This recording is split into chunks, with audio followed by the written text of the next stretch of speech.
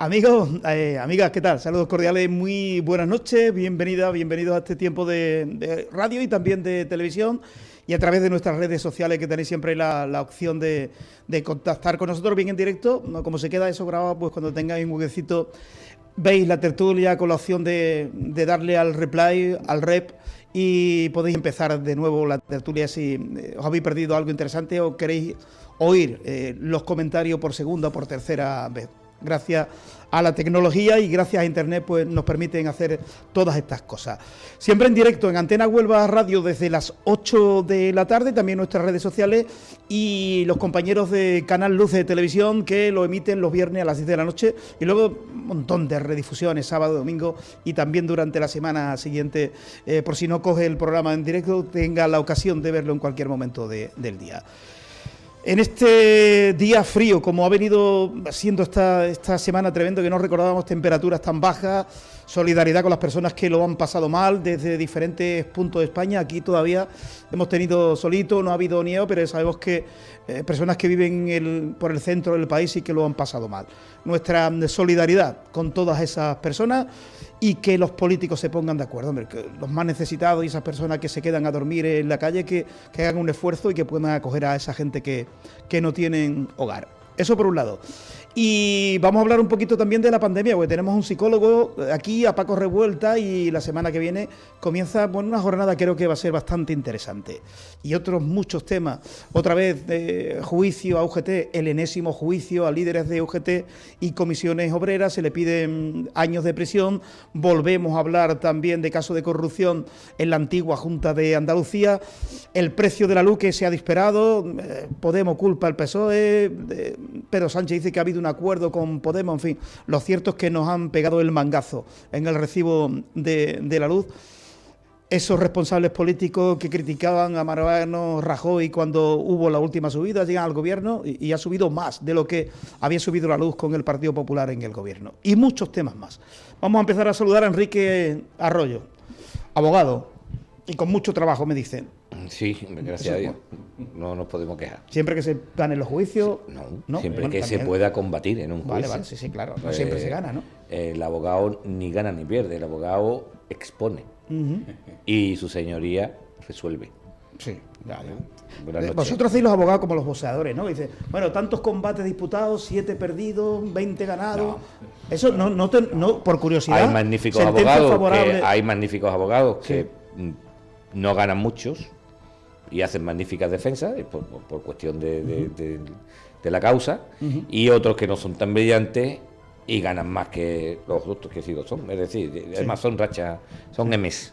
Sí. Depende de los casos también. Según como esté el caso, como se ponga por poner, como no se debe proponer, los medios de prueba, las valoraciones y luego, por supuesto, la indeleble cabeza del juez, que es el que pone la sentencia. Perfecto. José Carlos Hernández Cansino también es abogado. Sí, efectivamente decía Enrique que lo primero que me contaron a mí mi maestro cuando yo empezaba de pasante y esas cosas, me decía, el problema de los juicios o de los procedimientos, los casos que lleva, no es solamente tener razón, es demostrarla y sobre todo que te la den. Es decir, que estamos... tú puedes hacerlo todo. Primero tienes que... el caso, gran parte de tenerlo ganado o no es si efectivamente tienes razón. Si tienes razón, no significa que lo vayas a ganar, porque lo tienes que demostrar, como digo, y te la tienen que dar, ¿no? Efectivamente eso es así. Pero sí es cierto que, bueno, yo creo que cuando los que nos dedicamos a esta profesión sí tenemos una cosa clara, que todo tiene su defensa y todo tiene su planteamiento. Y dentro del planteamiento que hay, no hay ganar o perder. Yo siempre le digo a mis clientes lo mismo, es que desde la A a la Z hay muchas posturas que serían no perder completamente ni no ganar completamente. Y si estamos partiendo que hay un procedimiento o un caso que está en la A y consigues una F, oye, pues algo has conseguido importante, ¿no? Eso hay que verlo así, ¿no? Pero tiene algo mucho más importante, y es que en derecho, como siempre decimos los que nos dedicamos a esto, es que 2 y 2 no son 4. 2 y 2 puede ser infinito. Menos que en la política. O menos infinito. Es menos previsible que la política. Y hay otro aspecto que es el que, y lo digo desde un punto de vista doctrinal, no lo digo desde un punto de vista de dirigirme hacia un juez en concreto, hacia un colectivo de jueces en concreto.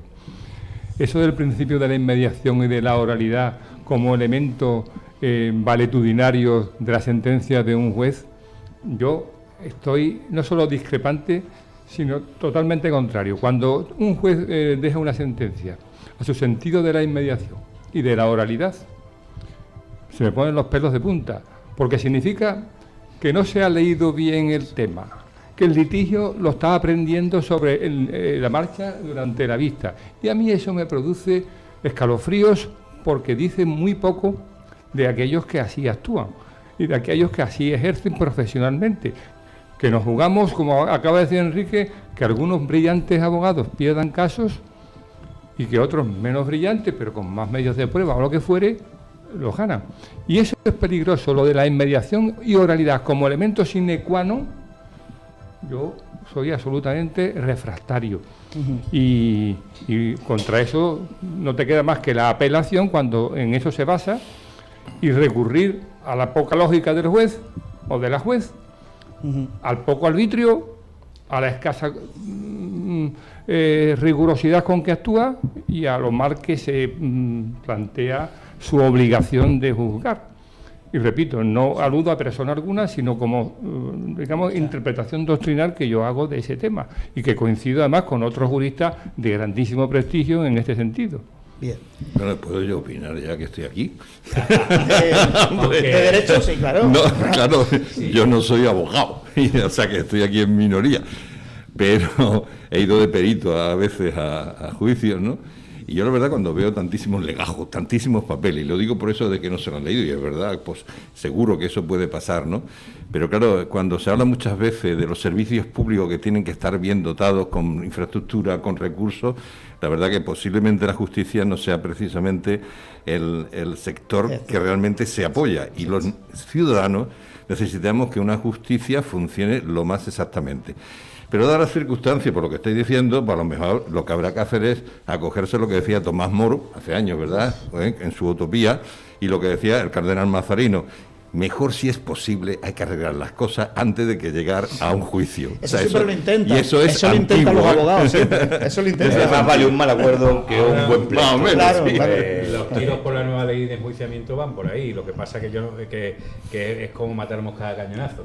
Lo que están pretende ante la acumulación de asuntos judicial y el retraso de la justicia, pues van poco más o menos que a obligar a ese acuerdo, a la conciliación previa, a una mediación previa. Y es para decir, pues mira, llegan menos casos, pero obligar a una mediación previa, si de verdad no... Pero además, ¿qué porcentaje? ¿Cuántas veces los abogados se ponen uno en contacto con otro para evitar el pleito? Y al final, cuando ya lo tienen cogido, te llega el cliente y te lo revienta. O sea, que es que no... O el cliente de él. Es decir, son cuestiones que son de muy difícil solución.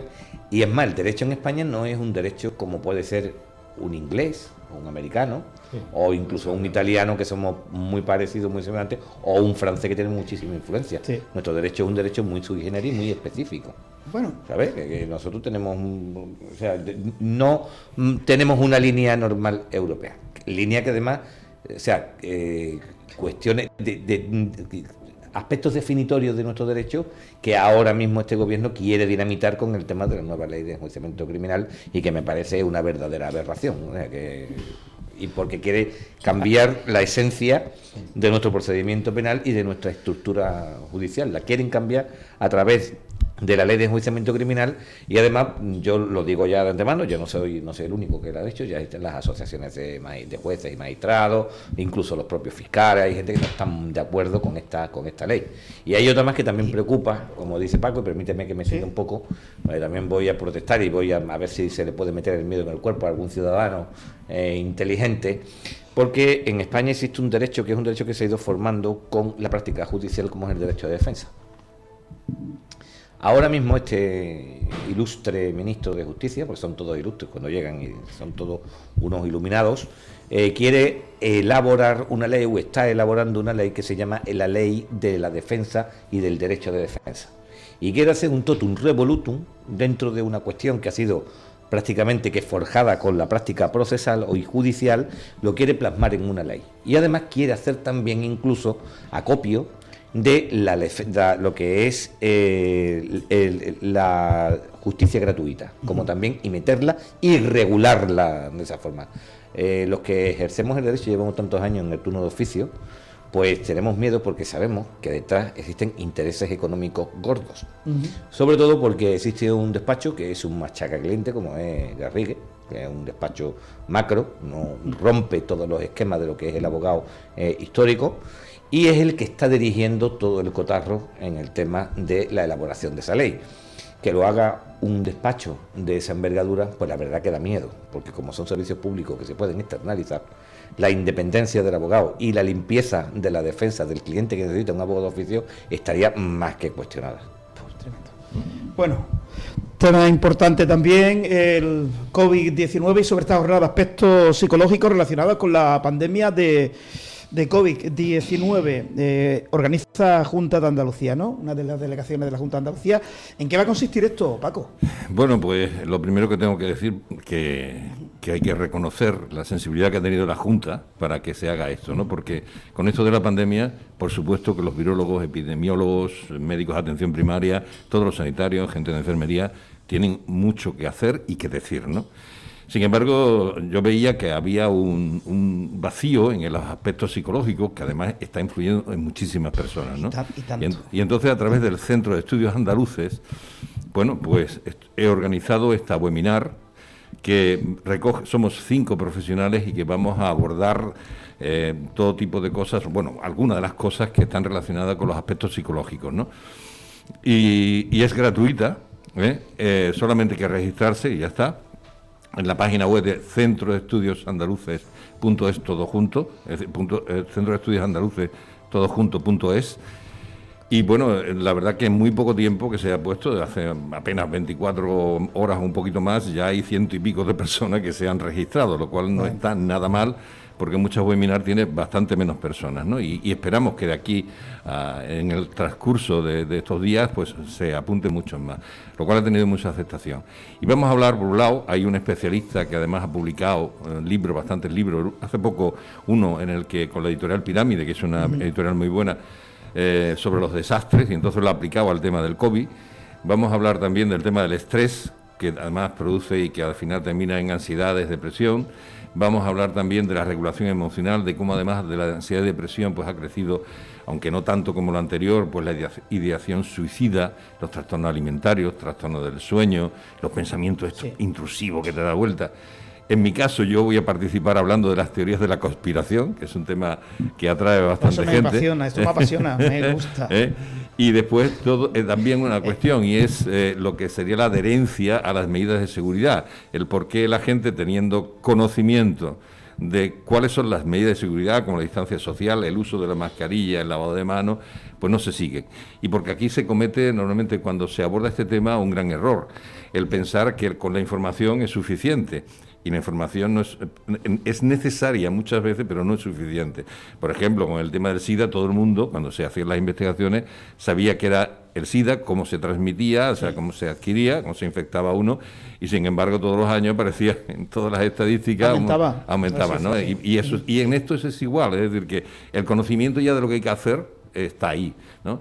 Entonces, como creemos que esas son cosas importantes, lo propuse y la verdad que, bueno, estoy bastante satisfecho, muy contento por ese apoyo de la Junta de Andalucía. Bien, pues magnífico. Ya al final recordaremos también y sobreimpresionaremos la parte inferior de la imagen. ¿En qué página os podéis registrar? ¿Tú crees que una de las cuestiones que más me preocupan a mí, me preocupa como a todo el mundo, el día a día de la pandemia, la nueva tercera ola que está viniendo ya, el nivel de contagio que veremos que ocurre, pero el día después también me preocupa. O sea, ¿crees que efectivamente nos va a cambiar esto internamente? ¿Crees que de verdad va esto a influir de forma en la forma de ser de cada uno, y aparte de la forma colectiva, la forma particular o personal de cada uno? Bueno, respondo porque Paco ya querrá entrar en otro tema, pero mira, te lo voy a responder brevemente. Ahora me estoy leyendo un libro que se llama precisamente El día después, de Domènech, que es un granadino, pero que da clase en la Universidad de Barcelona. No sé en cuál de ellas, pero en la Universidad de Barcelona. Y lo que ocurre, ante lo que dice, que después de las epidemias históricas que ha habido, lo que pasa es que nada más que nombra unas cuantas, habla que después se produce un avance espectacular, etcétera, etcétera, ¿no? Pero si tú te refieres a los aspectos concretos de nuestras vidas, de lo que hacemos, de cómo nos comportamos, posiblemente en algunas cosas nos mantengamos. Pero una característica de los seres humanos es la capacidad de olvidar. Y por eso muchas veces incluso en la historia se repiten muchísimos errores que previamente se han producido, ¿no? Y los humanos somos así, ¿eh? Entonces yo creo que será solamente un breve tiempo en el que cambiemos.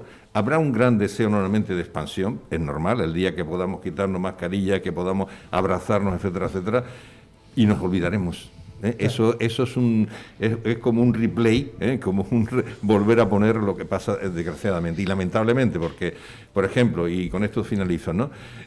Cuando se descubrió que el lavarse las manos era algo absolutamente necesario, bueno, el que lo descubrió, pues resulta bueno que lo echaron del hospital y ese tipo de cosas, ¿no? Al final, a partir de los estudios de Pasteur, entre otros, pues resulta que se vio que era realmente unos microorganismos y que era bueno lavarse las manos. Con el paso del tiempo se observa cómo el tema de la higiene de manos va disminuyendo. ¿Por qué? Porque la gente además se va confiando en que la ciencia ya encontrará algún remedio que les solucione los problemas. Y esa es una de las cuestiones que ahí está. Así que, por tanto, creo que sí puede haber, pero que normalmente se tiende a olvidar, por desgracia. Porque si ahora vamos por la calle y le preguntamos a la gente, oye, ¿qué sabes tú de la gripe española? Prácticamente nada. Y mató entre 50 y 100 millones de personas en el mundo en el primer tercio del siglo XX, y nadie sabe. Y si le preguntamos de otras pandemias o de otras epidemias, no sabe absolutamente nada. Aquí, por ejemplo, en 1800, en toda esta zona de Cádiz y eso, pues tú como historiador, además, posiblemente tengas conocimiento de ese tipo de cosas mucho mejor que yo, pues resulta que mató también un montón de gente en San Fernando, en Cádiz, a Huelva también llegó, ¿no? Y hay un olvido completo, ¿eh? Es decir, las cosas negativas mucho más se tienden a olvidar, desgraciadamente.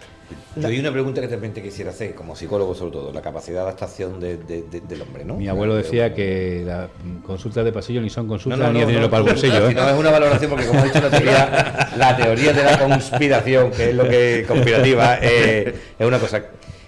¿Tú crees que podrá cambiar el sistema que tenemos después de la pandemia?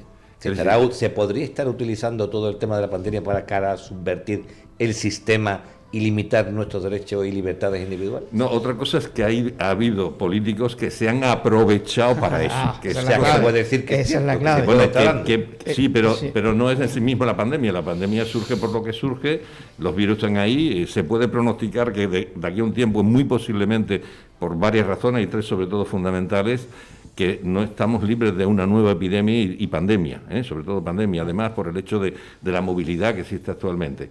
Pero lo que sí es cierto, y hay un libro que se llama también algo del día de mañana o después de la pandemia, algo así por el estilo, de un analista político importante, ha visto cómo en más de un régimen, incluso algunos que se autodenominan democráticos, los intentos de los políticos precisamente para aprovecharse de esas circunstancias y limitar libertades. Yo se lo he publicado también, es decir, y Paco, que le mando normalmente los artículos, que yo he dicho que efectivamente nos quieren limitar las libertades indudablemente, y eso es una realidad, pero es aprovecharse. Sí, yo se lo dejo para la última. ¿Por qué hay personas que le tienen pánico al virus y otras personas, me incluyo ahí, no le tengo absolutamente nada de pánico ni miedo al virus?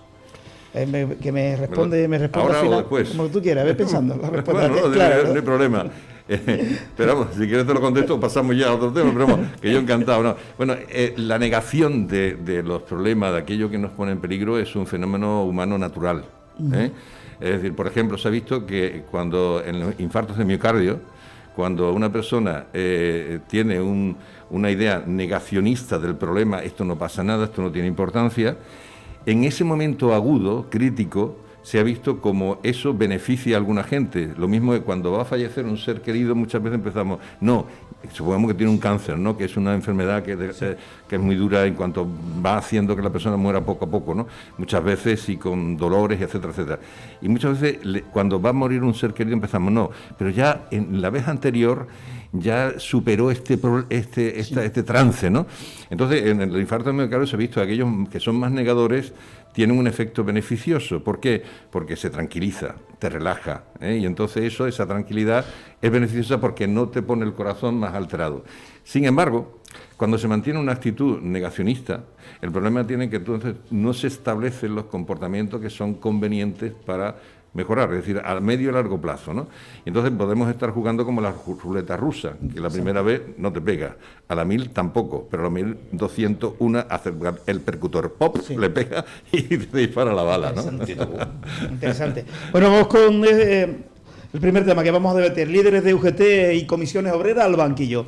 Los sindicatos UGT y comisiones obreras y 4 de sus antiguos dirigentes en Andalucía están a un paso de sentarse en el banquillo de los acusados por las ayudas irregulares de los ERE por importe de 35 millones de euros que el gobierno andaluz otorgó entre los años 2004 y 2010 durante la etapa anterior, la antigua Junta de Andalucía, para prejubilaciones de la empresa Altadis. No es la primera vez que damos noticias en la que UGT y comisiones están implicados en algún caso de corrupción. A mí no me ha llegado noticia de otros sindicatos. De CESIR nunca me ha llegado nada, ni de USO me ha llegado absolutamente nada. De los sindicatos minoritarios, ni una sola noticia donde pudieran estar impregnados en casos de corrupción. Pero, sin embargo, las noticias de UGT y comisiones relacionadas con la construcción, con la corrupción en cascada.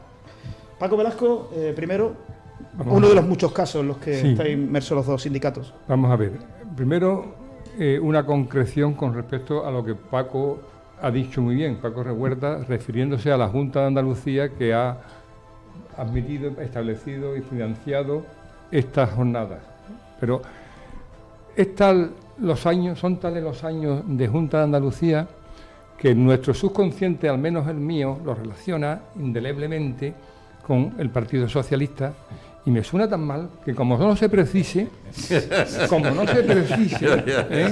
por eso digo que el olvido al que tú te referías depende de la Junta de Andalucía del PP, de Ciudadanos, con la ayuda de Vox, como suelo decir, es la que ha financiado, regulado y promovido estas jornadas. Y ese matiz quiero dejarlo claro, porque no es el PSOE el que está detrás, no es Susana Díaz, ni Griñán, ni Chávez, sino Juanma Moreno y compañeros. Bueno, dicho esto, el artículo 9 de la Constitución creo que es taxativo. Está prohibido, es lo que se dice en propiedad jurista, la interdicción de la arbitrariedad en los poderes públicos. Bien, está prohibido actuar de manera arbitraria. ¿Qué ha pasado con el caso al que tú te refieres, Paco? Ha pasado lo siguiente. Este es un caso de ayudas de la Junta de Andalucía antigua, la del PSOE, a la tabacalera Altadis en relación con los expedientes de regulación de empleo, con los ERE, y se han perdido 35 millones de euros. El juez ha dictado auto de procesamiento oral y entre varios altos cargos también están procesados 2 sindicalistas de UGT y otros 2 sindicalistas de comisiones obreras. ¿Y cuál es lo que hay que solventar según el principio de inmediación y de oralidad, que allí se compruebe y la capacidad probatoria que tenga el Ministerio Fiscal y la acusación particular?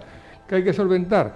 Pues eso, hasta qué punto hay una relación directa y hay delito.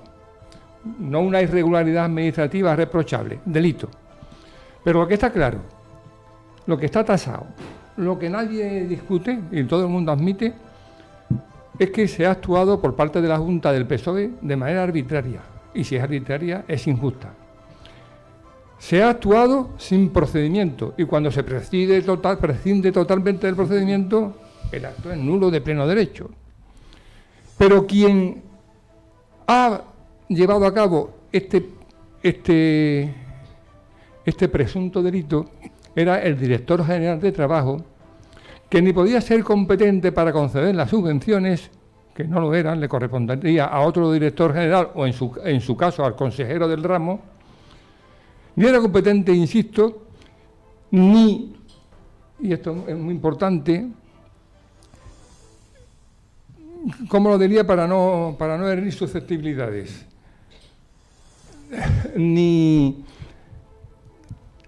Digamos, tenía en su mesa los requisitos mínimos para conceder esas subvenciones. Entonces, si no hay procedimiento, si no hay requisitos mínimos y si el director general que concede esas subvenciones no es el competente, esos tres aspectos, por mucho que el juez base su sentencia en la oralidad o en la inmediación, el juez tendrá que motivar por qué puedan salir supuestamente absueltos. Y eso es lo que a mí me saca de mis casillas cuando me enervo, y me enervo no en términos de derecho, me enervo en términos personales, me tira de los nervios cuando los jueces efectivamente no tiran del hilo lo suficiente, ni en la Fiscalía o la acusación particular tira del hilo lo suficiente para que se demuestre que ha habido prevaricación, que ha habido malversación de caudales y que ha habido falsificación de documentos, que son los tres puntos, los tres presuntos delitos sobre los que asienta su acusación el Ministerio Fiscal. Generalmente el impulso en el ámbito penal, que al que te estás refiriendo, es que es en el ámbito lo hacen penal. las partes. El juez difícilmente acuerda él de mutuo propio No. determinadas cuestiones. Si se pide, se investiga. Si no se pide, no se investiga. Verás que no estoy señalando a nadie con el dedo. Pero el funcionamiento procesal penal es así. Es decir, que no es el juez en un momento determinado, que a lo mejor de oficio, podría el juez, si cabe, acordar determinadas diligencias, pero el que tiene que pedir para llegar a demostrar que existe indicios racionales de criminalidad, porque eso es lo que se busca en la instrucción, son o bien el Ministerio Fiscal, o bien la acusación popular, o bien la acusación particular. Así es. Es que si no se pide, no se acuerda. Pero, si no se ahí está la parte de la Fiscalía que sí ha actuado. Ahí está, que quizás a mí lo que más me parece del punto de vista, y ya no te digo jurídico, sobre todo del punto de vista, que también jurídico, sino desde el punto de vista de la administración pública como servicio a los ciudadanos, es que si hay unas causas manifiestas, no es la primera, sino en todas las de los ERE, en todas las de los cursos de formación, etcétera, que la Junta de Andalucía no solamente no haya mirado por los intereses, es verdad que no, dice quién se va a tirar piedras a su propio tejado, pero es que ¿dónde estaban esos abogados de la Junta de Andalucía? ¿Dónde estaban esos funcionarios de la Junta de Andalucía? ¿Dónde estaban esos reparos para decir, vamos a ver, señores, que nos están malversando el dinero, que se están llevando el dinero público, que claro que hay que personarse? Es que yo mismo voy a hacer un informe y se lo voy a poner en la mesa al consejero o al presidente o presidenta de la Junta de Andalucía diciendo, aquí nos tenemos que personar porque se han llevado el dinero de todos y hay que personarse para recuperarlo. No personarse en el procedimiento, no para impulsar el procedimiento, sino por todo lo contrario, para intentar trabajar, para poner piedrecitas en el camino, para que no se pida, para que prescriban los delitos, para que no se den las informaciones, para que se oculten toda, incluso la información que incluso la Fiscalía o el juzgado ha solicitado. A mí eso me parece tremendo. Hablas de silencio cómplice. Silencio cómplice. Pero verá, yo no quiero. Eso tiene un nombre, por lo menos. Sí, pero yo no quiero. Encubrimiento. Está claro que el tema político es el tema político y los responsables son los responsables. Pero los que hemos trabajado y hemos sido concejales en una administración sabemos de la importancia de determinados servicios funcionariales dentro de determinados departamentos. Oye, yo tengo que salvar mi responsabilidad y si soy consciente de algo yo tengo que decirlo. Y a mí me extraña mucho en todo esto y lo relaciono con el tema de UGT y comisiones obreras. Es que al final, ¿por qué?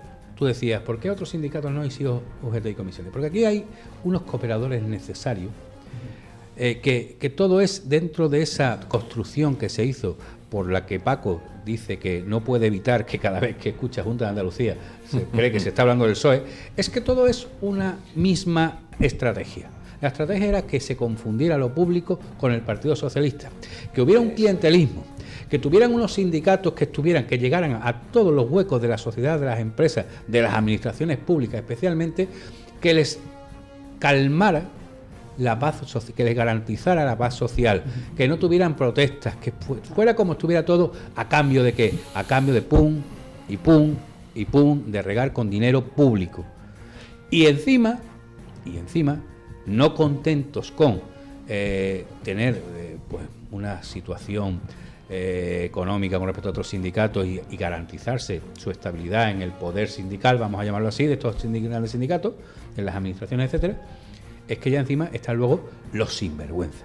No contentos solo con que los sindicatos tengan o puedan tener mejor posición sindical, tengan mejores emolumentos como para destinarlo a su labor sindical, no, es que nos lo vamos a llevar calentito también los responsables de dichos sindicatos. Esto es todo una construcción, confundir como el PRI mexicano, que al final fuera 80 años gobernando, exactamente, que fuera el partido y la institución se confundiera y que los sindicatos también se confundieran con la institución y que los representantes de esos sindicatos, esa foto que es buenísima de Griñán dándole un beso por detrás en la calva al secretario general en Andalucía de UGT, es que lo dice todo. Es que eran muletas o eran parte de la misma estrategia, del mismo cuerpo místico, en este caso de la Junta de Andalucía. Los sindicatos eran parte de ellos, ejecutores necesarios de ese clientelismo que nos ha tenido y que se está viendo lo que se tenía que ver. Que no era solamente clientelismo, que también había sinvergüenzas, que se llevaron lo público para otras cosas. Paco Revuelta, opinión al respecto. Bueno, yo no voy a entrar, como es lógico, en los temas más jurídicos, como es lógico, ¿no? Pero es que me uno a lo que él acaba de decir. Es decir, en el PSOE había una especie de, como si fuera la Junta su patrimonio, formando parte de su patrimonio. Y es cierto, bueno, y cuando uno conoce además gente, pues de repente ves como gente de sindicatos, pues se reúnen con gente del Partido Socialista, para un sindicato de UGT o de comisiones, para organizar pues actividades y cosas desde ese punto de vista, quiero decir, ¿no? Había una unión muy grande. Yo todo lo que sé de esto es a través de lo que ha salido en los medios de comunicación y entonces habrá que ver lo que sale en el juicio y vosotros en estas cosas podéis tener más perspectiva o predecir mucho mejor, ¿no? Pero lo que no cabe la menor duda es que cuando uno va leyendo lo que sale o escuchando las noticias que sale, dices tú, esto es muy posible que pasara. Por eso, porque había como una especie de propiedad de lo que era la Junta de Andalucía y efectivamente formaba parte del paquete este tipo de sindicatos. Con esto, lo que como siempre digo, no quiero decir que todo el mundo que esté en el sindicato, ni en UGT, ni en comisiones, sea así, pero sí había un grupo, una estructura que funcionaba desde luego de una forma que no era la procedente, lo mismo que en cualquier partido, en cualquier sindicato, ¿no? Pero sí había una estructura que tenía ese gran problema, lo mismo que ha pasado con los partidos. No me acuerdo cómo se llamaba, si era la Unión Mallorquina o algo así, que era un partido que tenía una estructura que era absolutamente corrupta, ¿no? Y al final, bueno, pues lo pillaron, ¿no? Pues, felizmente, ¿no? Pasó lo mismo con Convergencia, tuvieron que desaparecer. Exactamente, y Convergencia y cosas así, ¿no? Pero sí, no hay que ir muy lejos. Mirad, a ver si os acordáis, lo último que hemos estado viendo, Diputación Provincial, ya no es la Junta de Andalucía, sino Diputación Provincial. Es un ejemplo. Yo contra esa señora no tengo nada, todo lo contrario, es más, la admiro porque ha sido capaz de gobernar un pueblo con una mayoría absoluta aplastante y es por algo. Tiene que tener valía esa señora, independientemente de las siglas que ella defienda, su ideología, la cual no comparto, pero si miramos qué es lo que ha pasado, ha sido una confusión del Partido Socialista con la Diputación Provincial de Huelva. ¿No os habéis dado cuenta? ¿No lo habéis palpado? Es la presidenta de la Diputación Provincial. El que ha estado en la prensa todos los días ha sido el Partido Socialista. ¿Quién va a ser la presidenta? ¿Quién es el presidente del Partido Socialista? El Partido Socialista. Ahora el Partido Socialista decide el presidente. Y eso es una idea que se plasmó con el comunismo del primero de siglo en Rusia, que era vincular el partido con la administración pública, era hacer todo un uno. Bueno, pues esa es la teoría o ese es el pensamiento que sigue imperando en el Partido Pero no Socialista. Solamente en el comunismo, ¿eh? No, es yo decir digo pues una referencia porque también el nazismo también hizo lo mismo. Exactamente. Es más, el nazismo fue peor todavía porque lo hizo tantas instituciones dentro que la jerarquía era muy borrosa dentro de eso y eso supone también una gran indefensión para parte del ciudadano que no sabía cómo dirigirse a la administración pública. Lo mismo que ocurrió también con el fascismo. Es decir, estos son sistemas totalitarios que lo que hacen es vincular y rebujar el partido con la administración y con el servicio servicio público del ciudadano. Pero Con eso- lo cual, una eso inseguridad pasa y un dominio. A todos los niveles. Yo no sé si tuviste ocasión, seguramente no hace mucho tiempo, yo publiqué una cosa en mi Facebook, hice una mención porque precisamente esa confusión en los municipios donde gobierna un partido socialista hace mucho tiempo ocurre y además lo utilizan. ¿Te acuerdas de una publicación que crean un nuevo, el ayuntamiento pone una nueva línea de teléfonos para, en esta época de pandemia, para servicios sociales, para atender pues precisamente problemas sociales, ayudas sociales, temas así?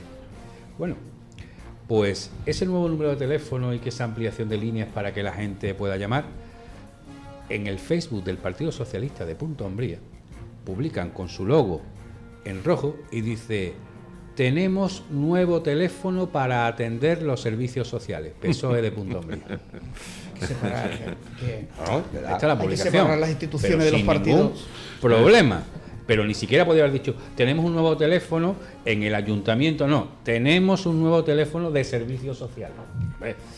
Y claro, efectivamente, en los pueblos los puede ver de una forma muy clara cuando en temas muy concretos, en temas de ayuda, en temas de temas sobre todo de las personas que tienen una inmediatez o una necesidad muy inmediata, confunden la sede del Partido Socialista con el ayuntamiento de una Y hay un forma detalle. clarísima. Y hay un Clarísima. detalle más. Las multas, las sanciones, etcétera. Y hay un detalle más. Siempre que hay un servicio de eso que ofrece el Partido Socialista, siempre hay alguien del Partido Socialista que está detrás recibiendo dinero o algún beneficio o alguna prebenda. Un par de cosas sobre este tema que creo que son de interés. No hace muchos años, acaso 5, 6 al más, como mucho, la Guardia Civil entró en la Diputación Provincial de Huelva por mandato judicial. Y yo me pregunto, los servicios jurídicos, y me pregunté por escrito, me costó mi amistad con algunos de los abogados que allí ejercen. Los servicios jurídicos de la Diputación Provincial no sabían lo que estaba buscando la Guardia Civil, no lo preveían, no lo avisoraban, no avisaron. Le pasó como Manuel Gómez, el interventor de los ERE en la Junta de Andalucía, que dijo un par de cosas pero no escargó en el tema y no enfatizó sobre lo que se venía. Es que los avisos y las alertas, ya lo he dicho en alguna ocasión, son pesados, son tediosos, pero revelan una realidad, te adelantan a ella, que puede ser modificada. Pudieron arreglar las cosas, pero tan impunes se creían que la Guardia Civil les puso la cara colorada a toda la institución pública que era la Diputación Provincial. Y con esos cargos públicos, detrás está el servicio jurídico de la Diputación Provincial. A mí me dejaron de hablar algunos de ellos porque me parecía inadmisible que no se hubiera producido la alerta. Pero no la alerta para esconder, la alerta para evitar que esos papeles que estaban buscando fueran unos documentos incriminatorios para alguien que está haciendo algo que no debe hacer. Eso por una parte. Por otra parte, UGT, Comisiones Obreras y el PSOE es una sociedad endogámica, nepotista, clientelar, pero endogámica. Yo te doy a ti un premio, un cargo, un empleo, una subvención, porque tú eres de mi familia. La familia mafiosa del día de San Valentín, de la mortandad del día de San Valentín de Corleone, de Al Capone. Una tercera cosa que está relacionada con Punta Umbría, pero voy a dejar para la cuarta, José Carlos, para que tú me la contestes si mi información es rigurosa. Sí. Lo mismo no lo es. La tercera es de actualidad manifiesta. La ministra González Laya ha sido acusada por UGT y por comisiones, repito, por UGT y por comisiones, fijémonos cómo están las cosas, de clientelismo dentro del nepotismo que caracteriza al PSOE. A la actual ministra de Exteriores, UGT le ha metido una inspección de trabajo. ¿Por qué? Porque están haciendo contratos inferiores a 15.000 euros, contratos llamados de asistencia técnica, por el cual yo contrato a Paco Revuelta, que es primo hermano mío, y lo contrato para hacer... Bueno, es un ejemplo. Es un ejemplo. Para hacer una actividad X que no existe bajo ningún concepto, pero cuya cuantía entra dentro de los llamados contratos de asistencia técnica. como ese, han metido dentro del Ministerio de Exteriores a montones de familiares, de altos cargos, de cesantes, etcétera, etcétera. Y la misma UGT, como no será la dimensión del fraude, ha llamado a la Inspección de Trabajo y ha exigido a Yolanda Díaz, la ministra del ramo, que intervenga de inmediato en este asunto. Eso es de hoy, no es de ayer, es de hoy. Quiero decir que dentro del gobierno, de este Consejo de Ministros infame que dice que gobierna, la corrupción sigue estando, pero vamos, al cabo de la calle. Y por último, en el caso de Punta Umbría, José Calde, con esto de la corrupción. En este caso no tiene por qué haber corrupción, pero sí endogamia, que es muy lamentable. Me llega la información de que familiares de la señora Aurora Águedo, alcaldesa de Punta Umbría, concejales de su consistorio, pertenecen a lo que es su familia o sus familias, primos, hermanos, cuñados, yernos. Me llega esa información, la pongo en solfa, no la doy como una información veraz ni rigurosa, pero esa información me llega de fuentes bien informadas, y que ese conciliábulo familiar que tiene como como cima, como vértice de la pirámide a la alcaldesa, ya me desconsuela y me llama la atención cómo es posible, si eso es verdad, que no se haya descubierto antes y nadie se haya atrevido a decirlo en los medios. Yo precisamente a Aurora, no sé si los clanes familiares que han existido en el equipo de gobierno y de Punta Umbría no es en este caso con Aurora, porque es que además Aurora Águedo es una persona que no es natural de Punta Umbría, no tiene importancia, como tantos que no lo son, pero que no lleva tantos años en Punta Umbría ni tiene familia en Punta Umbría. Ella su familia es de otro pueblo, ¿cómo se llama este pueblo? No me va a salir el nombre, de Ferrocarril. Tarsis. No, bueno, que no me sale ahora mismo el pueblo. Vamos, no tiene familia ahí en Punta Umbría y por tanto no hay un clan familiar. Lo que sí es cierto, que sí ha habido clanes familiares históricos, pero eso me imagino que en Punta Umbría y en otros pueblos, ¿no? Que todo ha estado muy relacionado. Por ejemplo, te voy a poner un ejemplo. La concejal de urbanismo en el anterior equipo de gobierno era sobrina del asesor todopoderoso de alcaldes y secretario local, Juan Pomares, que siendo asesor de Diputación Provincial, su puesto de trabajo estaba en el Ayuntamiento de Punta Umbría, es decir, le pagaba Diputación y actuaba como asesor de urbanismo, donde su sobrina era la concejala y era el que mangoneaba en el urbanismo de Punta Umbría, y todavía lo sigue haciendo sin ser asesor de la alcaldesa y sin ser asesor de nada, porque es asesor de Diputación. Pero ese es el sueldo que se lo pagan, aunque está todos los días en contratación o en urbanismo en Punta Umbría. Y eso es un clan familiar porque a su vez también otras personas relacionadas con la familia también estaban dentro del círculo cercano del poder municipal.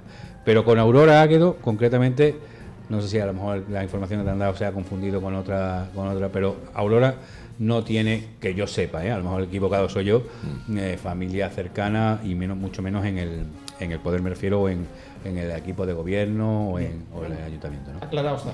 Bueno, nos van llegando informaciones parecidas a las que Paco Onda ha sacado, poniéndola ahí en solfa, y a lo largo de la semana pues vamos a ir destapando más casos que nos van contando, que nos van mandando correos, tiraremos un poquito del hilo y vamos a poner, porque nos queda todavía mucho año por delante y la verdad que se está denunciando bastantes cosas en pueblos de la provincia y que nosotros nos vamos a hacer eco.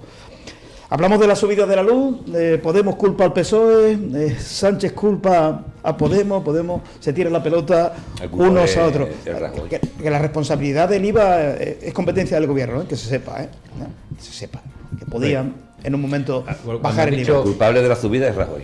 Sí, pero es gracioso, claro. es gracioso lo de la hemeroteca le está haciendo está claro. La hemeroteca le está haciendo un daño terrible a Pedro Sánchez y a Pablo Iglesias. Pablo Iglesias se ha escondido estos días. Sí, escondido, no se aparece. ha escondido la completamente. De la nieve, del frío y de la subida de la luz. No ha salido para nada y luego está pues y Pedro Sánchez, que se ha metido en el Falcón.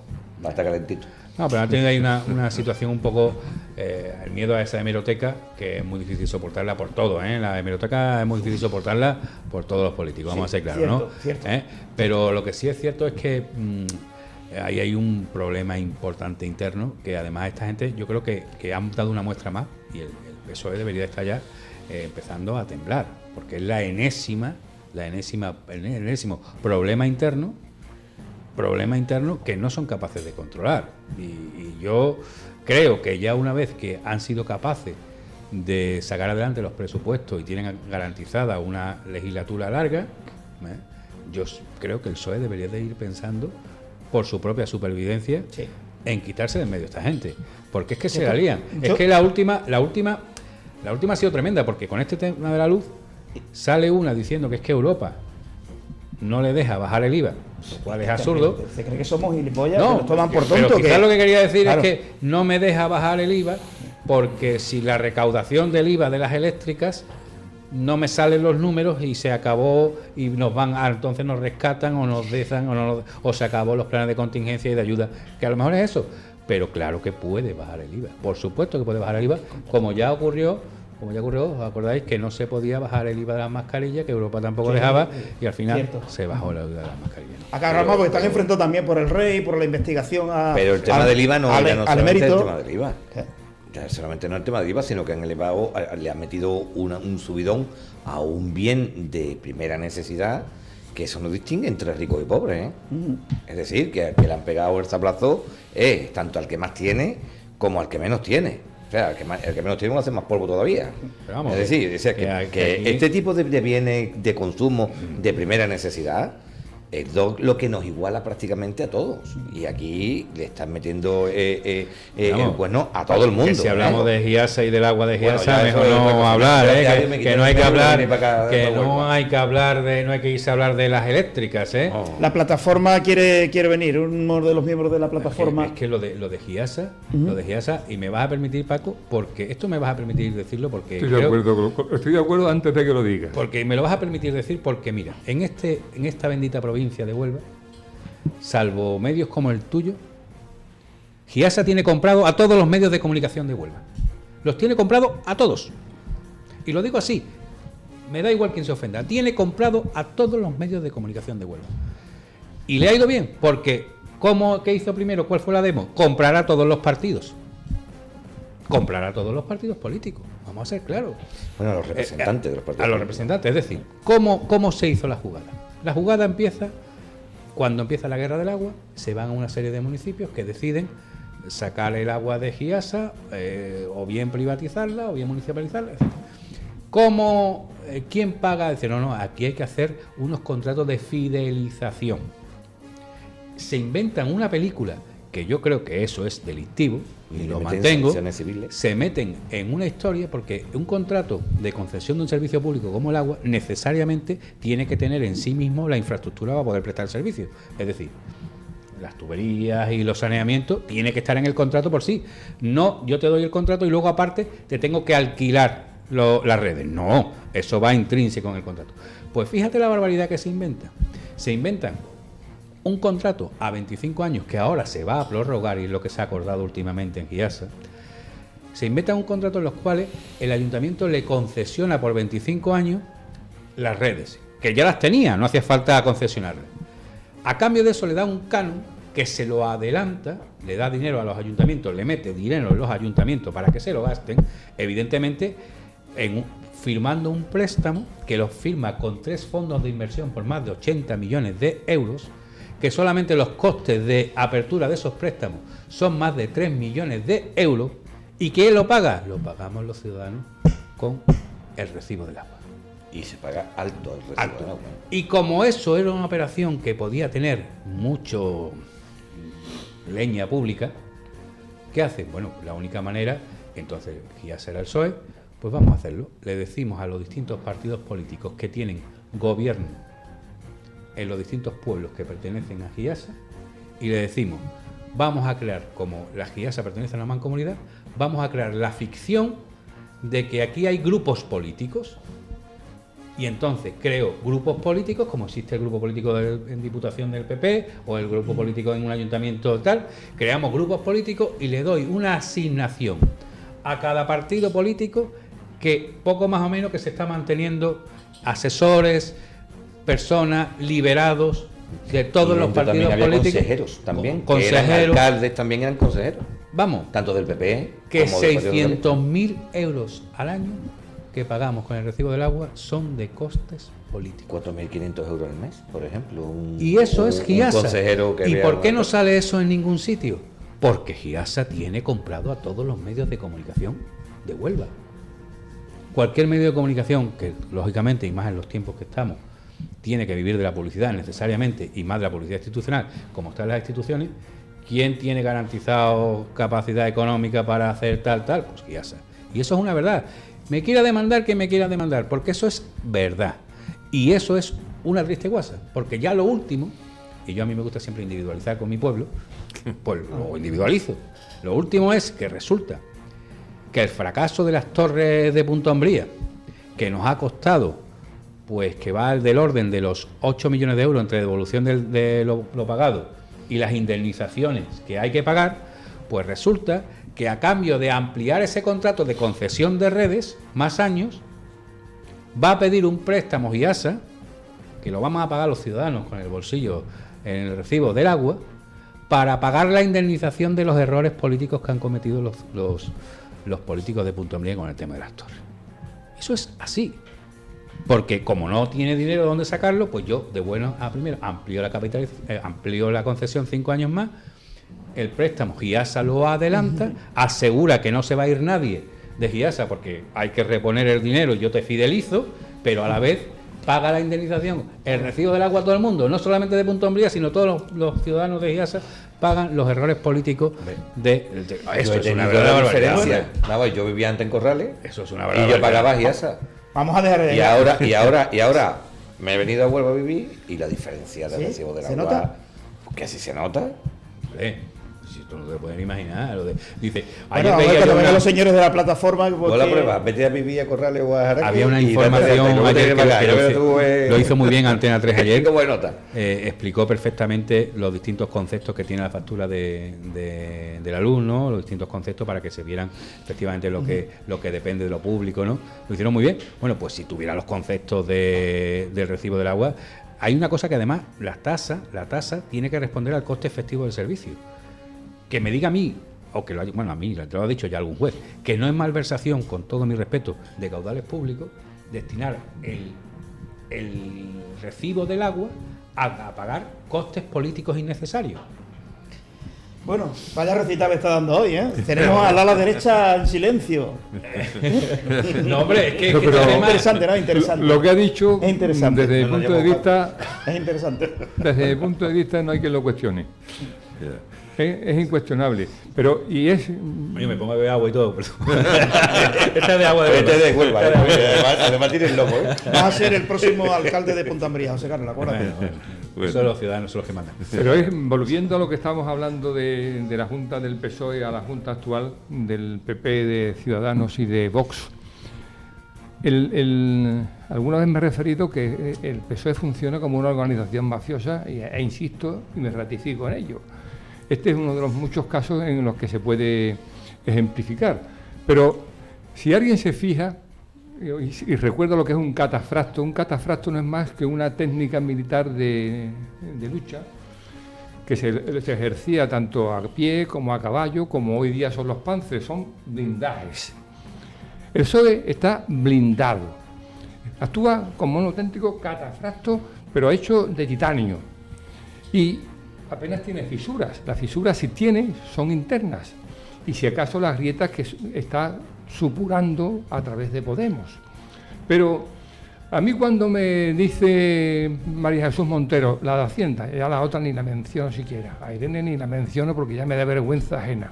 Pero cuando María Jesús Montero habla de la subida de la luz y miente, como acaba de referir José Carlos, y miente descaradamente, uno dice, esta mujer se siente inmune ante la mentira y con la falsedad crece. Es decir, vive, se alimenta de la mentira y crece con la falsedad, porque es imposible admitir que una persona, ante las miles de familias vulnerables que están sufriendo el incremento del precio de la luz, no llore, no se desconsuele, no se lamente, no se empatice con ellas.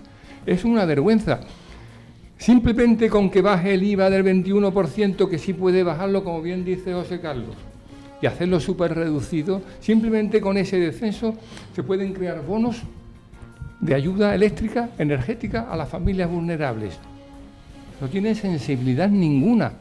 Y los majaderos de Podemos, desde Pablo Iglesias a Garzón, no tienen la más mínima, el mismo sentido ético ni la moral política mínimas para enfrentar un problema que ellos mismos han acusado de manera ignominiosa al Partido Popular y, como decía antes Enrique, a Rajoy de manera ignominiosa, cuando ellos le han dado un sorpaso de inmoralidad en su actuación con este tema de la luz. Es histórica. Histórica. Sí. Histórica. Sobre los bonos sociales, lo que me quiero un 8% acordar, se subió con Rajoy, un 20 y tanto con esta gente. La parte opuesta de lo que ha hecho José Carlos, Aguas de Huelva, en cuanto a bonos sociales, ahí está trabajando muy bien. Solamente las personas que están en una situación de paro, de un sueldo mínimo, entrando a la página de Aguas de Huelva, aguashuelva.es, ahí tienen toda la información y sí que nos mandan notas de prensa Aguas de Huelva continuamente sobre las ayudas, bonos que da rebaja de la factura del agua. En ese sentido sí que lo están haciendo bastante bien. Cada cosa por su sitio. Es una empresa, Aguas de Huelva, una sociedad mixta, ayuntamiento, y una sociedad mixta privada, mixta pública-privada. ¿Es cierto que Pablo Iglesias fue a firmar facturas de la luz a la Cañada Real? No sé. Pero yo creo que yo quiero la parte tema de la luz, el enganche que ha tenido también la ministra en la Cañada Real. Pablo Iglesias estaba firmando. La ministra de Defensa ha tenido varios enganches ya con Podemos. Paco, no, en la Cañada Real los enganches están en la, ¿Le ve futuro al matrimonio PSOE-Podemos en el gobierno central? Bueno, pues vamos a ver, y lo conecto con este tema de lo de la IVA, ¿no? De lo de la luz, ¿no? Esta mañana estaba en una tertulia también con Madrid, a través de Zoom, ¿no? Sí. Y surgió ese tema, ¿no?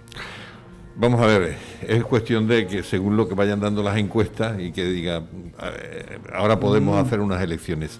Si no, es muy difícil, porque además Pablo Iglesias le hace un trabajo sucio, digamos, entre comillas, a Pedro Sánchez, ¿no? Por ejemplo, las negociaciones con Bildu y las negociaciones con algunos partidos, pues se lo ha hecho Pablo, y entonces al hacérselo Pablo Iglesias, digamos, es como, bueno, es que no me queda más remedio, en fin, y entonces de cara a algún tipo de gente, pues resulta que le beneficia, ¿no? Ese tipo de negociación por parte de Pablo Iglesias, ¿no?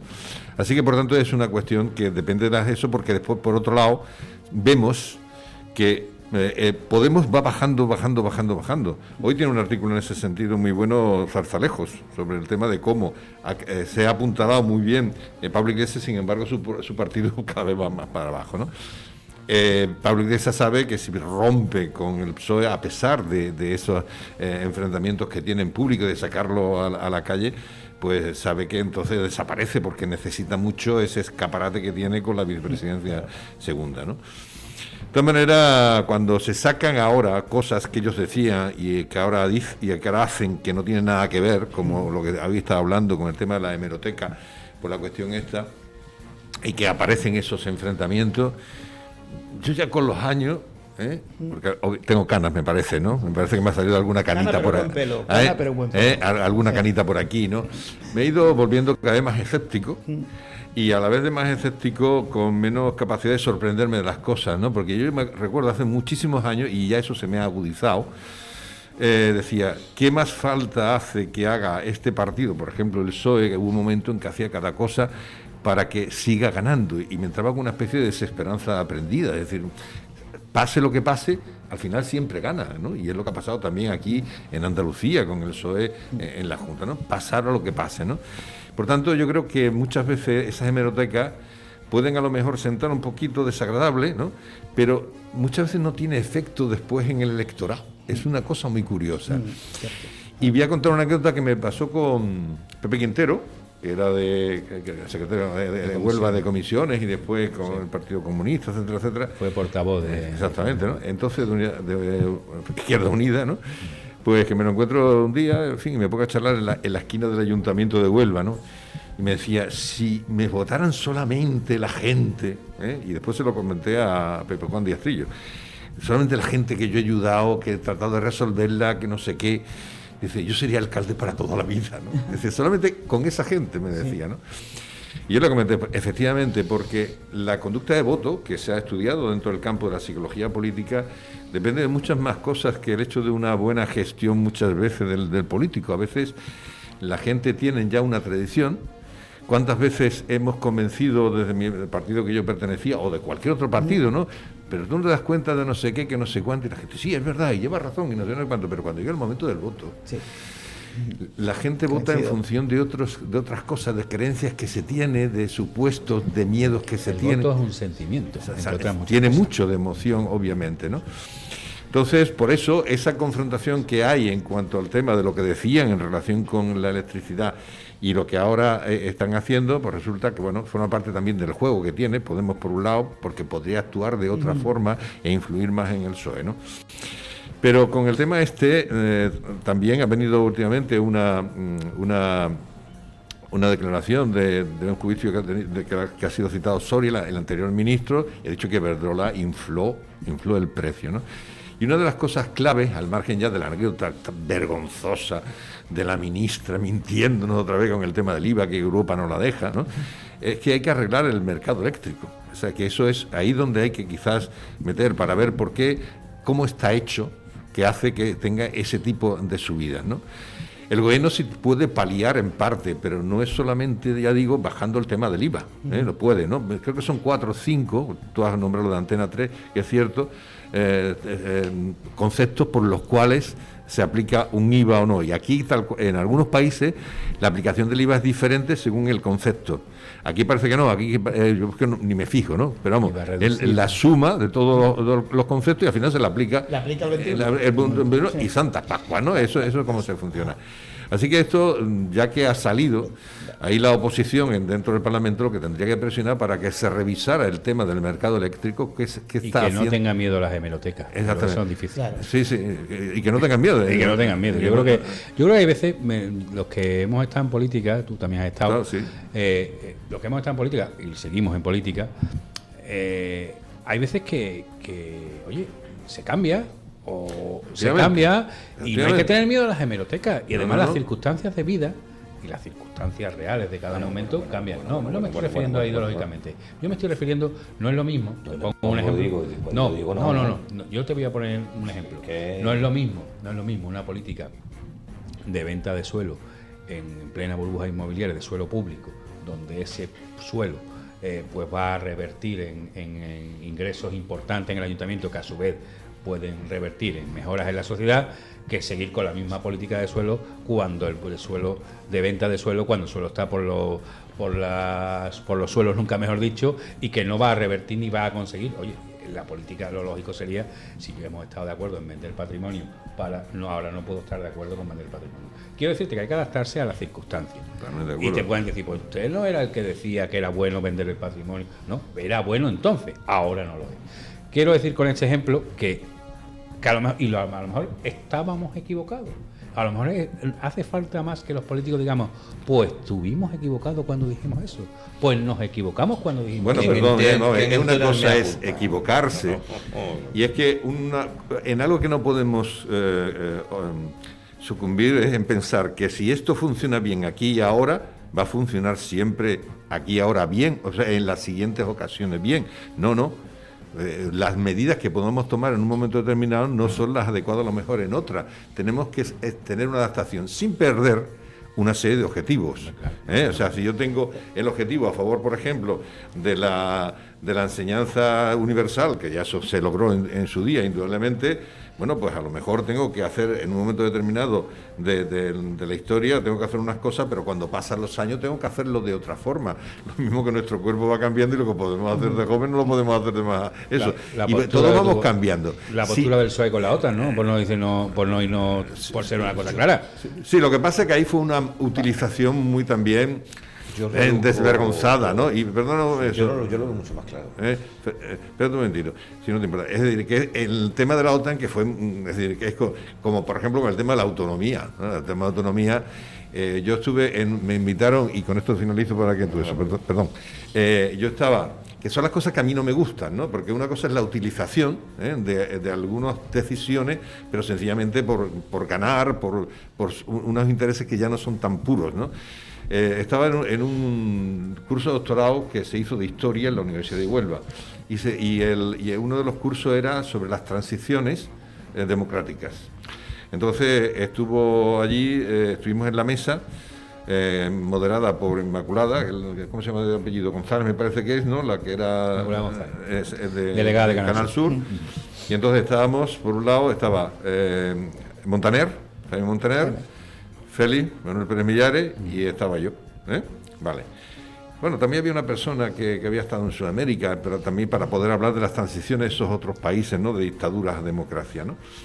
Y entonces, concretamente, cuando llegó el turno de Jaime Montaner, porque nosotros decíamos que libertad, democracia y autonomía, y lo repetí 20 veces. Cuando me tocó el turno a mí de mi intervención, digo, a ver, Jaime, el PSOE no decía eso, decía libertad y democracia, pero autonomía nada, al contrario. Sí. Bueno, nosotros hemos guardado material, que por cierto se ha entregado a la Universidad de Almería, material en el que se veía claramente que estaban en contra. Y era como una especie de juego de ping-pong, ¿no? O sea, él decía una cosa y decía otra, y Félix, que estaba en medio de la UCD, que había sido ministro por la UCD, hacía así y hacía así. Y cuando le toca hablar a Félix, dice, bueno, lleva razón Paco. Dice, nosotros llegamos a un acuerdo con el PSOE para que no hubiera autonomía en toda España, como al final se consiguió, sino que llegamos a un acuerdo UCD con el PSOE, que era lo que ya sabemos, País Vasco, Cataluña y Galicia, pero bueno, entró Galicia también, ¿no? Vale. Y cuando vimos el cambio en UCD, creo que fue un encuentro de Adolfo Suárez con Alfonso Guerra, dice que nos quedamos muy sorprendidos porque habíamos llegado a un acuerdo de parar el resto de las autonomías. Dice, Alfonso Guerra dijo lo siguiente, sí, habíamos llegado a un acuerdo, pero como hemos visto que ahora que si nosotros alcanzamos la autonomía de Andalucía, os vamos a pegar y os vamos a pegar una patadita y vamos a colocarnos nosotros, a nosotros se nos da exactamente igual. Quiero decir, no creían en la autonomía, lo que utilizaron el tema del proceso autonómico para afianzarse y llegar a la Moncloa, así de claro. Y eso es lo que a mí no me gusta. Bueno, yo veo no los cambios. Sí, históricamente eso dejó al centro derecha en Andalucía muerto. De la eléctrica, yo lo voy a ser muy malvado. Yo veo subida, consejos de administración. ¿Cuántos políticos pululan por los consejos de administración de las eléctricas? Bueno, ¿cuánta gente ha metido ahora mismo el Partido Socialista en Enagas? Al final, ¿quién es el asesor que entra también en Enagas? ¿De qué partido? Dos exministros del Partido Socialista en el Consejo de Administración de Enagas. Un asesor de Podemos en el Consejo de Enagas. ¿Veremos más políticos que vienen del mortuorio de la política para meterse en los consejos de administración? Como consecuencia de esta subida que se le ha permitido a las eléctricas. Totalmente de acuerdo, Enrique, pero totalmente de acuerdo.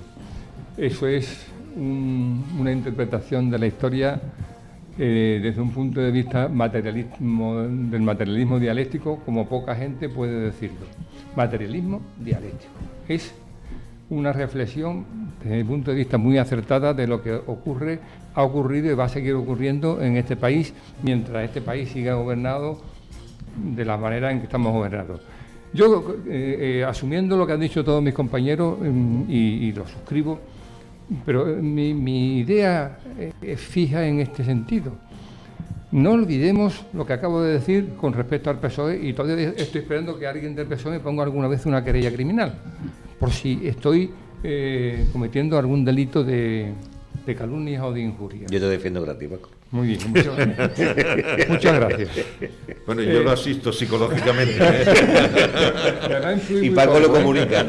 Y Paco lo publica. No, pero que me van a influir un poco porque es algo que yo lo esperé de la señora Parralo cuando hace 10 o 12 años ocurrió el asunto famoso de su hija, y lo ocurrió con el delegado de Educación, lo ocurrió con el consejero X, y todavía estoy esperando una querella de todos ellos, así que espero sentado que no me afecta en absoluto.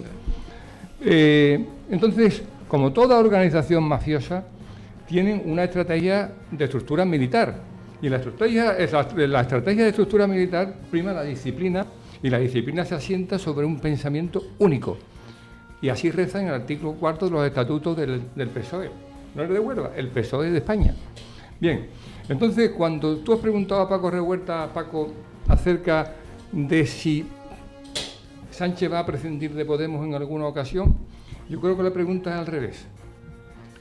¿Sánchez prescindirá de Iglesias? No va a prescindir de Iglesias mientras no tenga mayoría asegurada parlamentaria. ¿Por qué? Por una sencilla razón, porque él está donde está gracias a Pablo Iglesias. En el momento en que le falte Pablo Iglesias, ya no tiene mayoría parlamentaria bajo ningún concepto. Claro. Y no creo que Casado, Arrimadas o Abascal cometan la tropelía, el error táctico de alguna vez sustentar a Pedro Sánchez si le faltara el apoyo imprescindible para él de Iglesias. Hay una expresión muy antigua que dice: fíate de un malvado, porque no te engaña. Sánchez se ha corrompido con el poder, pero ya venía bien servido de corrupción antes de acercarse al poder. Iglesias está corrupto hasta las orejas del poder, pero ya venía bien servido de corrupción antes de acceder a la vicepresidencia. Entonces, el catafracto, vuelvo a decirlo como término histórico, el catafracto entre Sánchez e Iglesias está bien blindado, bien asentado a fuego. Uno no puede prescindir del otro ni viceversa, porque se va en la coalición del gobierno a hacer muchas gárgaras. Y eso es lo último que les interesa. Y tan digo esto, y lo voy a fundamentar en un ejemplo que va a caer dentro de poco tiempo.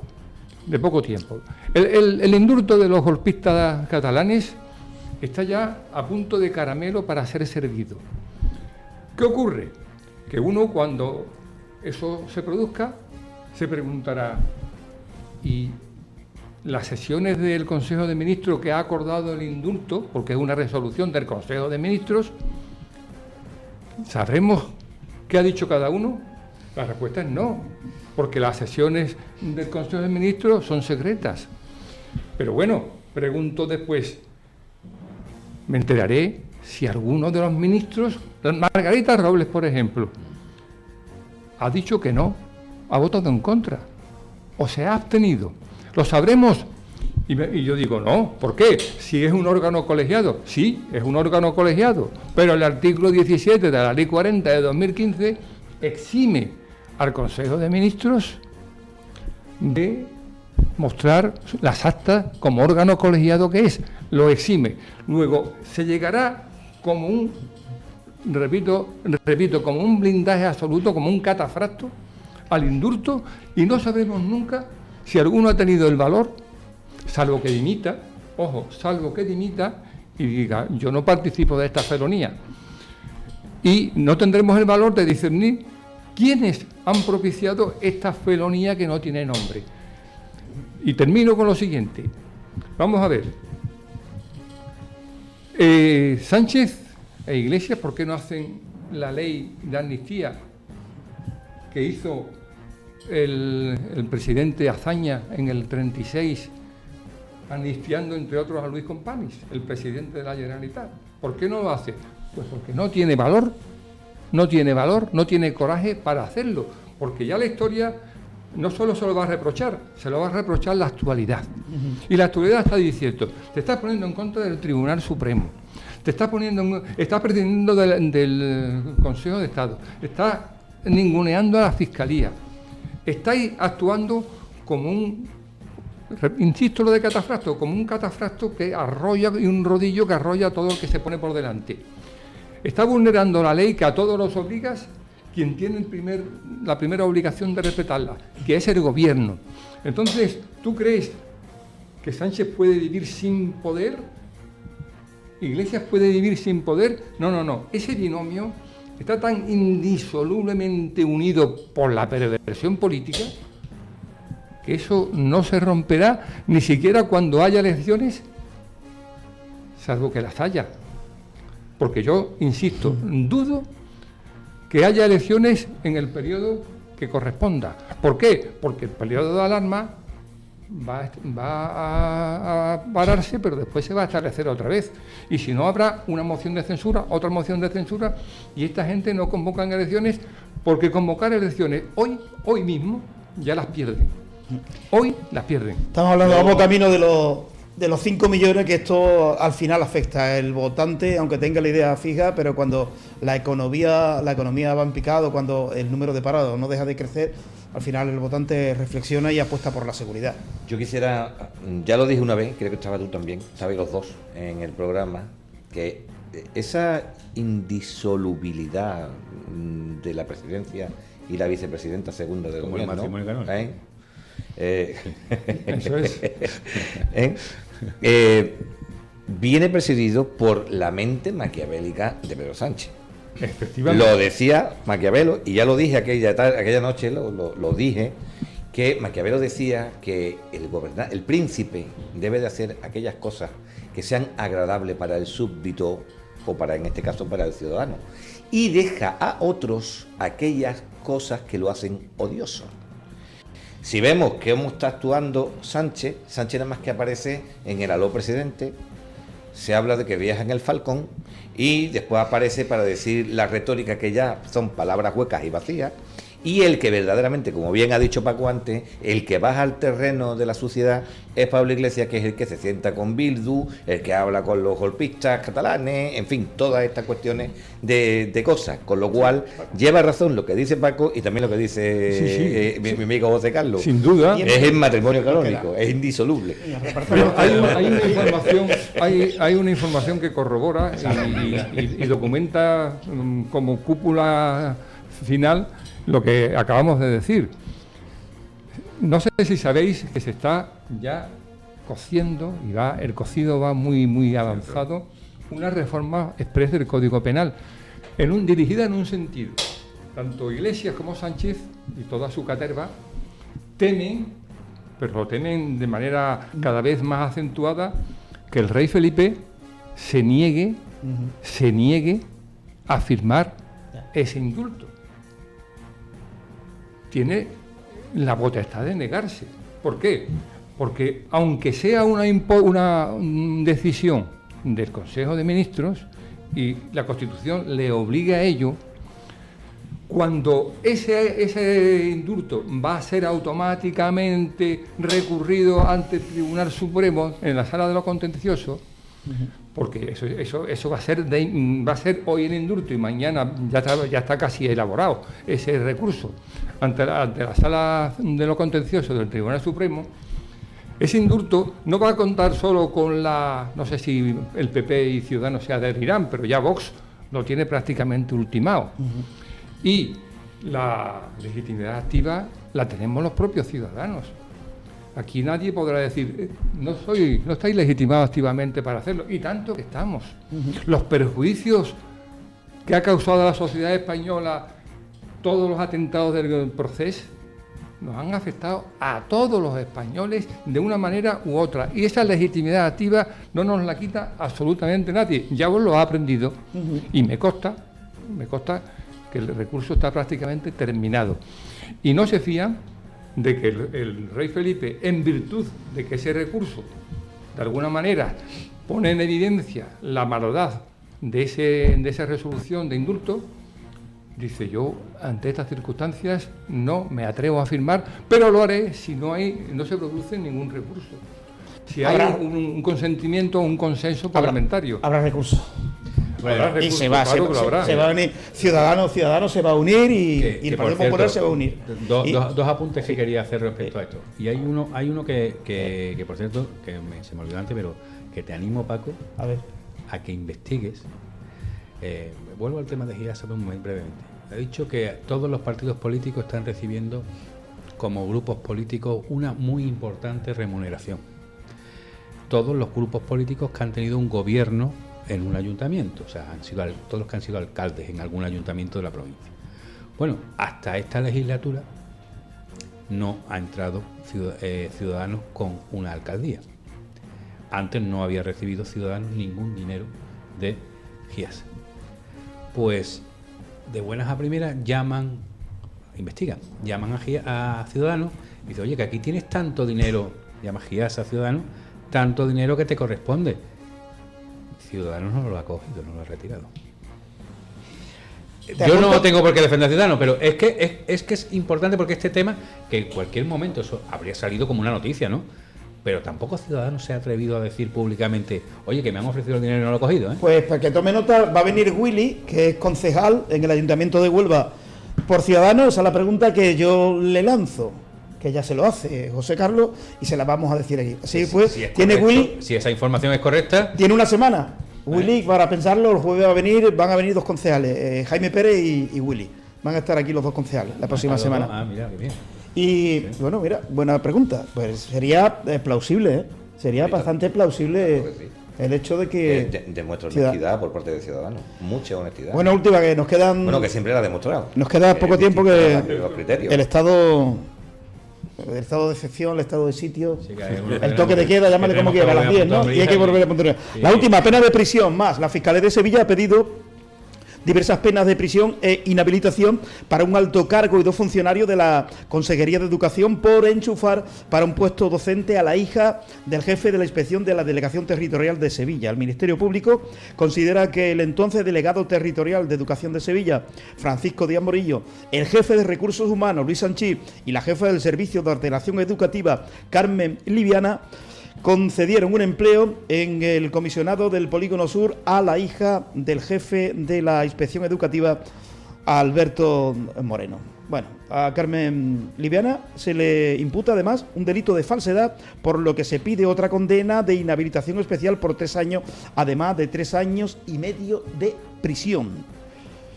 Otro de los 200.000 casos, ¿no?, que venimos denunciando. Esto es algo de hace 5 años. Bueno, es actual, ¿no?, pero que esto data de hace 5 años, esta información.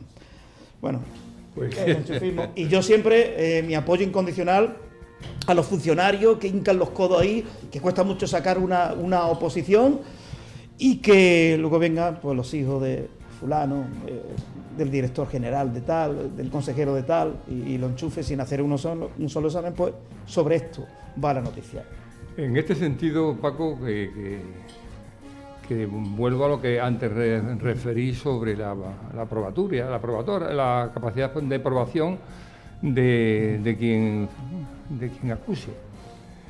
Pero la legislación penal, la jurisdicción penal, es siempre muy difícil de probar. ¿Por qué?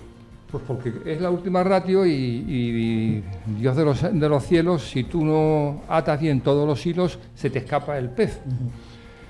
Me estoy acordando de esto de Luciano Alonso, no sé si os acordáis de él, que fue consejero de Educación del PSOE en la Junta de Andalucía. Un individuo con una jeta fuera de lo común, un individuo que hacía y deshacía voluntad, y que fue acusado formalmente en el Tribunal Superior de Justicia de Andalucía en el 2017 de corrupción. Pero claro, la corrupción no es delito. Sí, la corrupción no está tipificada como delito. Está tipificada la prevaricación, que es una forma de corrupción, la falsificación documental, que es una forma de corrupción, la malversación, que es otra forma de corrupción, pero la corrupción no existe, no es un tipo delictivo. Por estas 3 cosas fue procesado el consejero. A continuación fue absuelto. La Fiscalía, que lo acusaba también, dijo, los recursos en casación ante el Supremo. Nunca se produjo. ¿Por qué? Porque es muy difícil probar que Luciano Alonso estaba detrás de la relación causa-efecto. Ha hecho esto y yo he obligado a fulanito a que la subvencione. En el caso que estás refiriendo, sí, como no se demuestre fehacientemente la relación de causa-efecto directa, haya solución.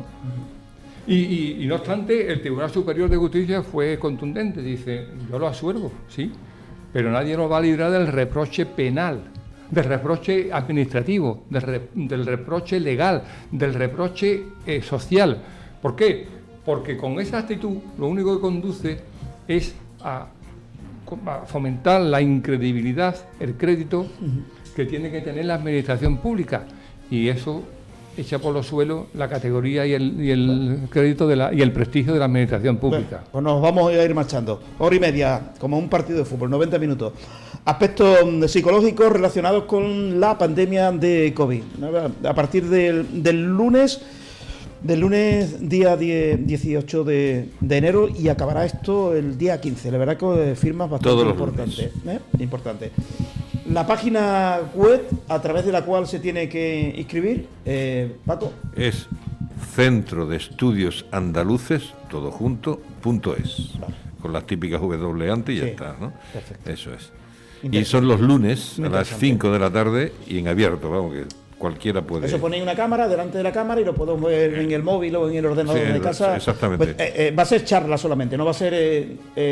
Sí, bueno, al principio se expone el tema, sí. Y después, a partir de un cierto momento, a través del chat, sí, la gente hace preguntas, yo como coordinador iré recogiéndolas y se la iré haciendo al ponente de turno. ¿Parecido a los consejos de ministros de la pandemia? No, parecido a los simposium que se hacen en los congresos. Sí, hombre, era una broma por aquello. ¿Cómo se reveló la prensa al final? Qué barbaridad. Adaptación psicológica en emergencia a las peculiaridades de la COVID-19, estrés y COVID, una pareja malvenida, impacto sociológico de la pandemia, el confinamiento y estrategia de regulación emocional, teoría de la conspiración y COVID-19. Ahí me apunto. Me gusta.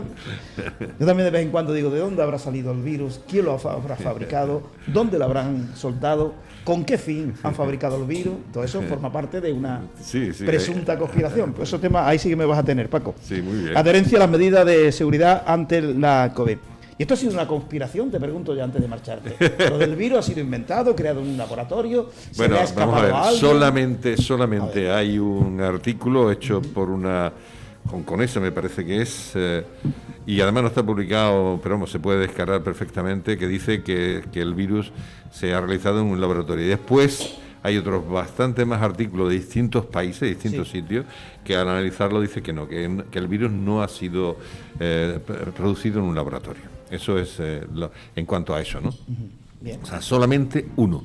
Y además de gente muy distinta, quiero decir, de procedencia muy distinta. Lo que no se sabe exactamente cuál ha sido el vector, de dónde parte, ¿no? Se ha hablado del panjolín, en fin, pero todavía eso no está claro.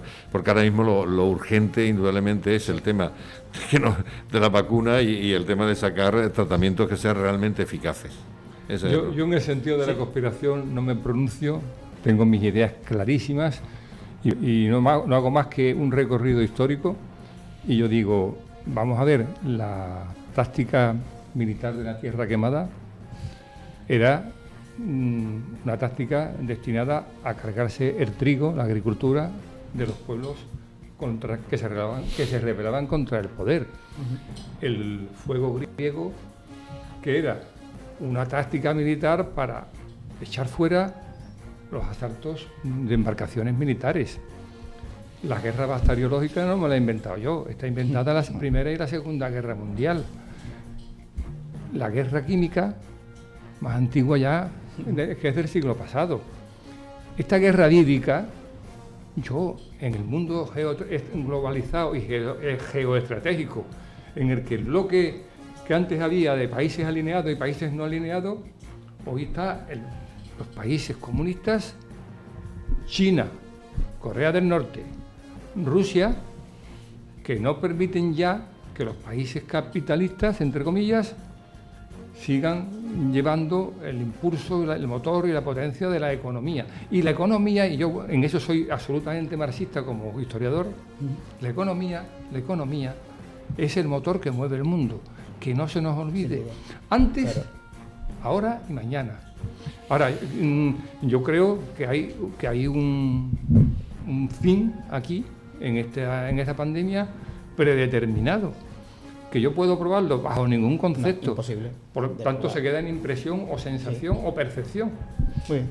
Hay Bueno, una pues nos pregunta, marchamos. ¿por qué el pangolín Me da la acabo cara fuera. ahora, el virus del pangolín da la cara ahora y no lo ha dado nunca antes? No, lo que pasa es que es una mutación, es una hipótesis que se formuló, pero no está demostrado por nada. eso digo Lo yo, mismo que pero- el tema, los no, murciélagos, imagino que eso- todos los animales. El contacto con los animales es así, ¿no? Y entonces, bueno, pues... Pero que digo yo que Claro. imagino que a lo largo de la humanidad y de la existencia del pangolín Sí, pero ya porque- hubiera dado a cara ese virus. Pero vamos a ver. Bueno, Bueno, nos marchamos. Nos marchamos, sí, nos marchamos. A lo mejor me apunto. A las 10 de estar en casa, en Ponteambría, José Carlos. Sí, ¿eh? pues, Y lo dicho, gracias, José. Bueno, Seguimos contando sí. contigo a lo largo de muchas 2021. gracias a todos y nada, bueno, no he dicho yo feliz año, ¿no? Que ya... Ya no vale. Ahora no vale, ¿no? Pero es hasta que el día 10. hasta el día 10 ya no vale, Hasta el día pero 10 bueno. se puede decir feliz año. Y A nada, partir de ahí- que espero que, como te he dicho anteriormente, y quiero aprovechar estos días que has publicado, que hace ya una efeméride de cuando sufriste todo lo que sufriste, Antena Huelva y tú personalmente, la persecución de la Junta de Andalucía. Tremendo, fue bello. uf. Y yo recuerdo aquella época y aquel debate en Antena y todo lo que se decía de aquellos pueblos, vienen estos lodos y estos juicios Leí y en todo. aquellas denuncias que se hacían. Y nada, yo por supuesto agradecerte que cuentes conmigo, pero animarte a seguir para que en un medio de comunicación, por ejemplo, podamos hablar de lo que hemos hablado hoy de Giasa, que en ningún medio de comunicación en Huelva se puede hablar. Por ejemplo. ¿Quieres hablar de Ponteambría? También te vienes en unas temitas de Ponteambría, también lo puedes. Ahí siempre hay temas. Siempre, Siempre, siempre hay temas. Gracias, Enrique. A ti, Paco. El martes, buen debate, ¿verdad? Con Willy y con Jaime Pérez. ¿Martes? Perdón, jueves, perdón. Sí, sí, Jueves. por supuesto, yo me apunto, claro. Interesante. La pregunta de José Carlos ya está para Willy. Y Paco, enhorabuena por estos aspectos psicológicos. Pues muchísimas gracias, de verdad, pero la verdad que estoy muy contento. Hay que hacer más. Cuando acabe esto, No, creo sí, que todo sí. lo sigue. Me encanta la Quiero seguir haciendo cosas. psicología y la psiquiatría, son dos ramificaciones que me encanta hablar de ello. Paco, lo dicho, el jueves más, ¿no? Sí, y sumarme a lo que acaba de decir José Carlos y descollar el trabajo que tú haces ímprobo en defensa de la libertad de expresión, que eso no está pagado ni material ni moralmente, sobre todo por lo que te han arrastrado esta partida de sinvergüenzas a lo largo de estos años que ya afortunadamente han quedado atrás. Afortunadamente salimos ilesos, estamos tranquilitos, viviendo cómodos, y un expresidente de la Junta de Andalucía condenado a prisión y otro inhabilitado. ¿Qué quiere decir todo esto? Que llevábamos razón en todo lo que veníamos denunciando desde el año 2005. Todo, absolutamente todo, y el juez pues nos dio la razón. Lo dicho, Javi González, que se encargó magistralmente, como siempre, de llevar la asistencia técnica el jueves.